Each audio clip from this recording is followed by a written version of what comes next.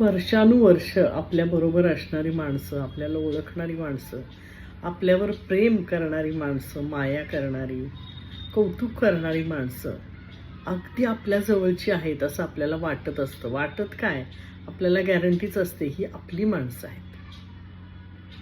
मग कधीतरी आपण त्यांच्यापासून आपल्याला होणारा त्रास बोलून दाखवतो. म्हणजे तो इतके वर्ष होतच असतो, पण आपण बोलत नाही. कधीतरी आपल्या अंगी येतो धीटपणा किंवा सहन करण्याची शक्ती संपते आणि मग आपण तो त्रास बोलून दाखवतो आणि त्या क्षणी आपल्याला समजून घेण्याऐवजी ती माणसं आपल्यावरच उलटतात, आपली आपली वाटणारी माणसं.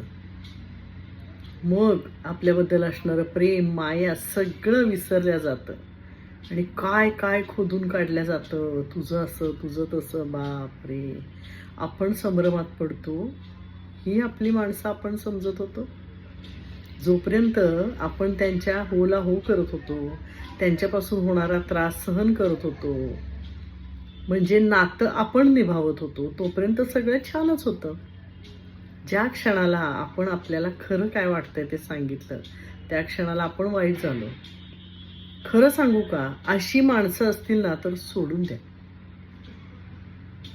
ज्यांच्यामुळे आपली मानसिक शांती ढळते, अशी माणसं सोडून द्या. कारण वयाच्या एका टप्प्यानंतर आपणही जास्त काही सहन करायच्या मानसिक स्थितीत नसतो.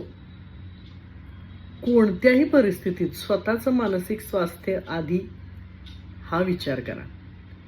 माणसांचं काय हो, जी अशी एकेका शब्दावर बदलतात ती कुठली आपली माणसं? आपण कसेही असलो तरी, आपल्याशी मतभेद असले तरीही जी आपल्याबरोबर उभी राहतात ती आपली माणसं.